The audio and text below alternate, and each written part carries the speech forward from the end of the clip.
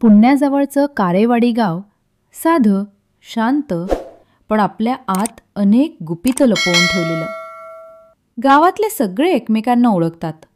कोणाचा आवाज दूरवर ऐकू येतो. गावाचा देव, गावचा सण आणि गावचं रहस्य, तिन्ही गोष्टी तिथल्या लोकांना एकत्र बांधून ठेवतात. त्या दिवशी सकाळी गावात एक अफवा उठली. संगीताताईची मुलगी रुग्णालयात नेली आहे रे. संगीता, गावातली शाळेत काम करणारी शिक्षिका.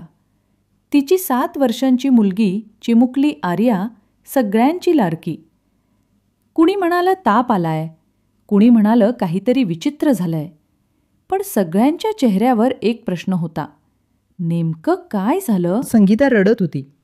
डॉक्टरांनी काहीतरी अहवाल दिला, पण कोणीही तो वाचायला धजावलं नाही. रात्री गावात पोलीस आले. सगळ्यांनी विचारलं, पोलीस का? तेव्हाच सर्वांच्या पोटात काळजीचा गारवा उतरला. तपासाची जबाबदारी होती इन्स्पेक्टर निखिल सावंत यांच्याकडे.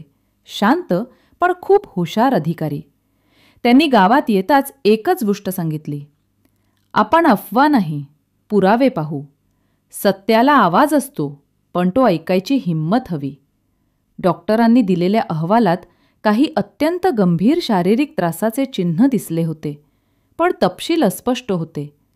निखिलला जाणवलं, काहीतरी खूप खोल रहस्य लपलेलं आहे. त्याने गावात विचारपूस सुरू केली. आर्या कोणाशी जास्त बोलते, कोण तिच्या घरात वारंवार येतो? सगळे म्हणाले, तिचे आजोबा प्रेमानं जास्त वेळ देतात, रोज संध्याकाळी आर्याबरोबर बागेत बसतात. पण तपासात पहिला धक्का बसला.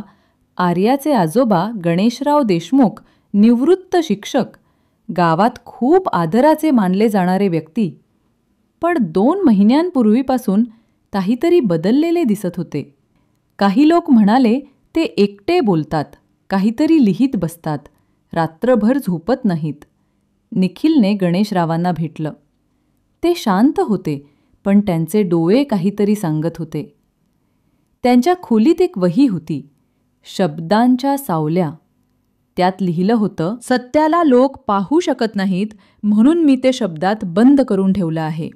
त्या वहीत काही विचित्र संकेत होते, आकडे, चिन्ह, काही नावं. निखिलने ती वही पुरावा म्हणून घेतली. त्याला जाणवलं, हे फक्त एक वैयक्तिक गुपित नाही, यामागे मोठा कट आहे. गावात काही लोकांना आधीच माहीत होतं की गणेशराव काही जुनी फाईल्स शोधत होते, त्यांच्या शिक्षक काळातल्या शाळेतील काही कागदपत्रांबद्दल. त्या फाईल्समध्ये आश्रमशाळेतील गैरव्यवहार याबद्दल काही पुरावे होते. दुसऱ्या दिवशी सकाळी निखिल पुन्हा गणेशरावांच्या घरात गेला. वहीतील शेवटच्या पानावर लिहिलं होतं, ज्याचं गुपित लोकांसमोर आलं त्याचा अंत नक्की ठरलेला असतो. निखिलच्या मनात प्रश्न उठला, गणेशराव काय लपवत आहेत? त्याने त्यांच्या जुन्या शाळेत तपास सुरू केला. शाळेच्या मुख्याध्यापकाने सांगितलं, सर, गेल्या महिन्यात एक जुनी नोंदही शोधायला आले होते. त्यांनी सांगितलं की काही महत्त्वाचा पुरावा तिथे आहे, परंतु ती फाईल गायब झाली होती. त्या फाईलचं नाव होतं बालकेंद्र प्रकल्प 2005. त्या प्रकल्पात सरकारी निधी आला होता, पण काम अर्धवट झालं. गावात अफवा होती की पैसे गायब झाले आणि काही मुलं त्या काळात अचानक गायब झाली होती, पण कोणालाही ठोस माहिती नव्हती. निखिलला जाणवलं, आर्याचा केस आणि या जुन्या प्रकरणात काहीतरी नातं आहे. गावात रात्रीच्या वेळी विचित्र गोष्टी घडायला लागल्या. कोणीतरी शाळेजवळच्या गोदामात काहीतरी जाळत होतं. निखिल आणि त्याचा साथीदार तिथं पोहोचले, पण आग विझवल्यावर फक्त राख उरली होती, जळलेली कागदपत्र. त्यांना एका धातूच्या पेटीतून अर्धवट जळालेला फोटो सापडला. फोटोत गणेशराव, 2 इतर शिक्षक आणि काही लहान मुलं होती. त्याच्या मागे लिहिलं होतं, बालकेंद्र प्रकल्प उघड होऊ नये म्हणून बंद केला. निखिलला आता स्पष्ट झालं, कोणीतरी जुनं पाप मिटवण्यासाठी नव्या निरपराधाला बळी देत आहे. आर्यावर झालेल्या घटनेमागे सत्य दडवण्याचा प्रयत्न होता. आर्या अजूनही हॉस्पिटलमध्ये होती, पण हळूहळू बरी होत होती. एका दिवशी निखिल तिला भेटायला गेला. त्याने तिला काही विचारलं नाही, फक्त खेळण्यांबद्दल बोलत बसला. पण ती एक वाक्य म्हणाली, चॅनेलला सबस्क्राईब करायला विसरू नका. धन्यवाद.